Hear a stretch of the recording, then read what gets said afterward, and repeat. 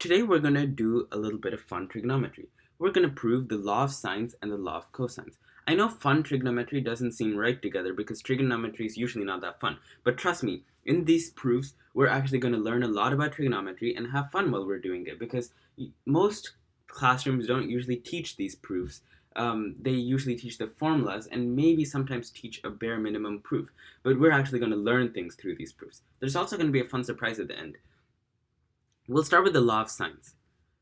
The law of sines basically relates the side lengths and the angles of any non-right triangle. It technically also works with right triangles, but if you do that, then you just have a normal sine relationship. Sine is equal to opposite over hypotenuse. The law of sines is mainly for non-right triangles.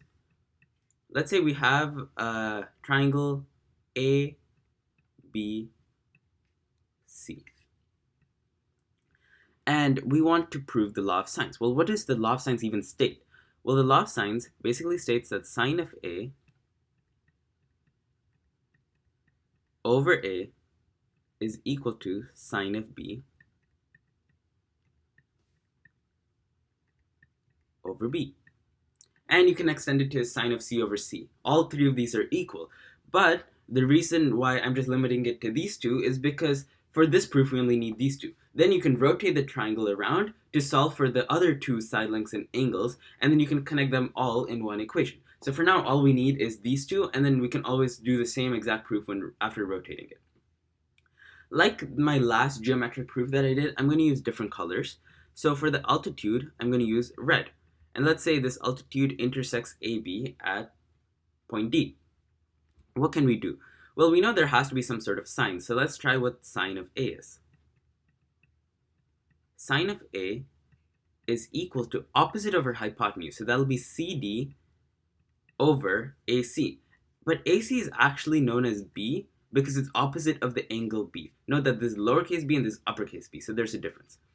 Similarly, opposite of A is A, and opposite of C is, yes, C. Now, where were we? Yes, CD over B, which basically means that CD is equal to B sine A.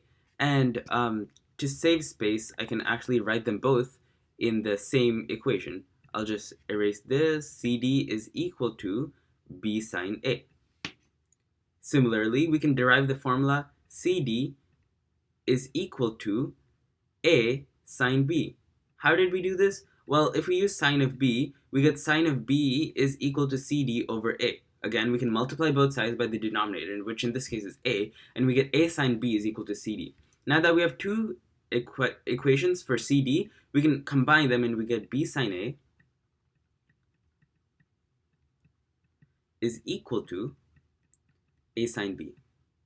This looks similar to what we started with, but not exactly the same. How can we get it there? Well, what if we try dividing both sides by B? Again, to save space, I'm going to just erase the B over here, and since we're dividing the other side by B, we also have to divide that by B. Again, we can divide by A, erasing B here, and we want to divide by A on the other side. Voila, we got sine of A over A is equal to sine of B over B. That's what we wanted. This is the proof of the law of sines, and of course we can rotate the vertices, rotate the triangle, and prove it for sine of C over C is equal to sine of B over B, connect them all in one proportion, and we got the full law of sines. There's also an extended law of sines, but I won't get into that right now. What's our next step? Well, let's prove the law of cosines. Law of cosines is a pretty different formula. I just got to replace the sines with cosines. The reason why law of cosines is different is because it uses cosine instead of sine, but you probably already found that out. This time we're going to use a squared is equal to b squared plus c squared minus 2bc cosine a.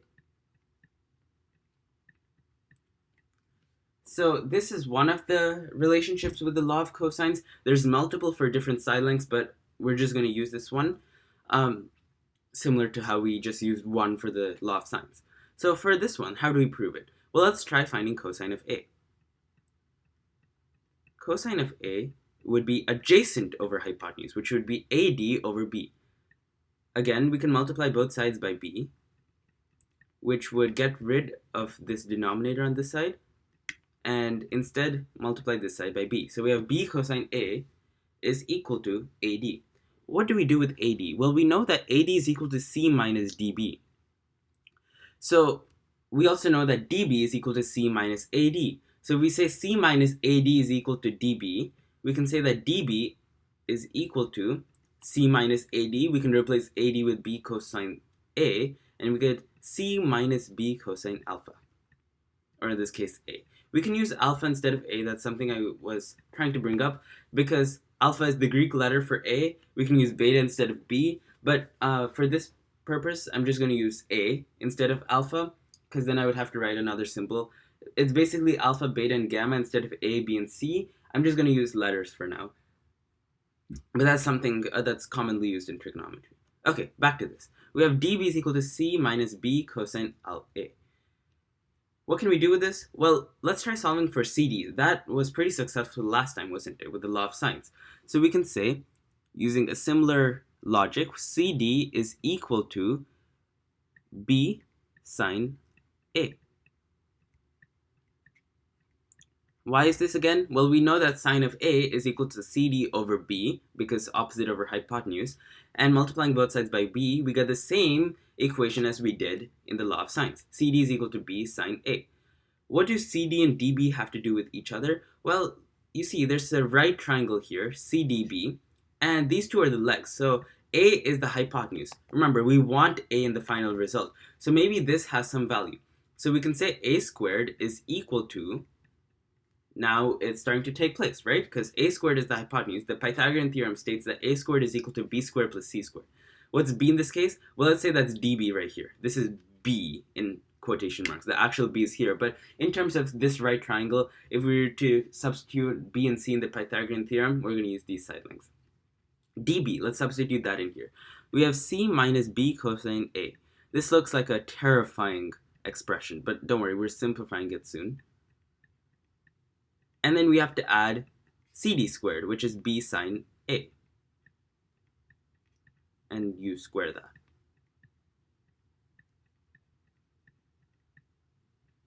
Now what? I'm actually going to get rid of the rest of the work up here. Whoops. I'm actually going to get rid of the rest of the work up here.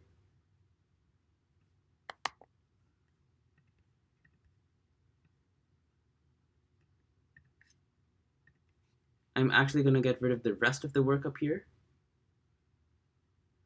And then, boom, boom.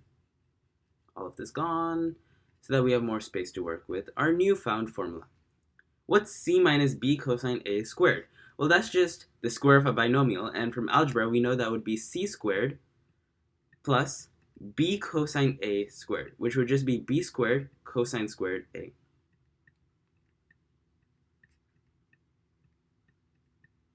And then we want to add, or subtract before that, actually, subtract 2bc cosine A. Again, this looks similar to law of cosines, but not exactly. What's that cosine squared A doing there?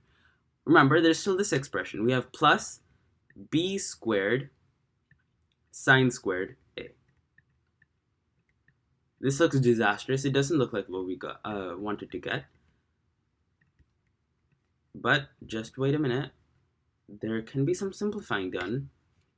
We see a b cosine squared alpha, or A, and a b sine squared alpha, or A. So we get, when we factor, b squared times sine squared A plus cosine squared A. And for those of you who've taken geometry or maybe even pre-calculus, you would know that this is a trigonometric identity. Sine squared A plus cosine squared A is equal to 1. So all of this basically just cancels out. It's a terrifying trigonometric expression, but since it's just 1, it's just multiplying by 1, which is itself. So all we have is b squared here, meaning we can get rid of these two terms. Then we also have this c squared. We can get rid of that term, and now minus 2bc cosine A. Minus 2bc cosine A. Do you see it? This is what we wanted. we just have to remember that this is equal to a squared because we said that this expression was equal to a squared when we did the Pythagorean theorem. So here we have it. This is the law of cosines. Phew, that was a bit much, don't you think? Now, I did say we're going to have a surprise at the end, and that is actually something called the law of tangents. It's something most schools don't teach, just law of sines and law of cosines, but there's actually something called the law of tangents. Now, if you've seen the title of this video, you would have found out that we are going to talk about the law of tangents at some point.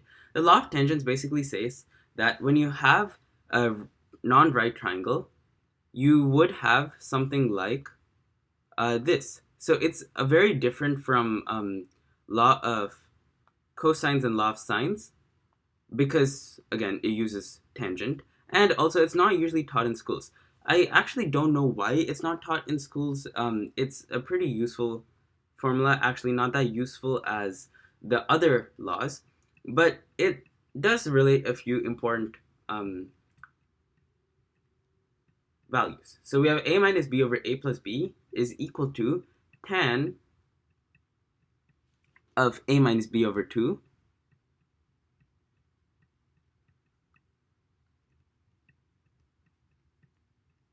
divided by tan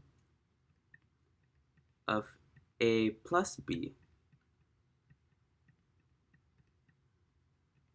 over 2. And this one takes a bit of time to prove, so I'm actually not going to prove this in this video. If you do come up with a proof for this, again, it's a challenge to you. Let me know in the comments below, and it's a great thing to prove this. It's a very fun proof. And I'd probably make another specials video featuring the proof of this.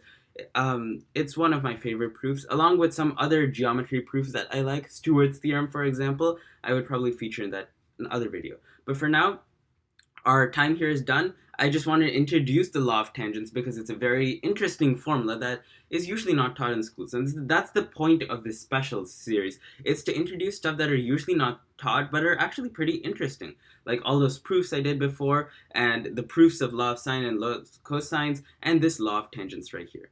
So I hope you had fun in this video, although it was about trigonometry. And I'll see you in the next video.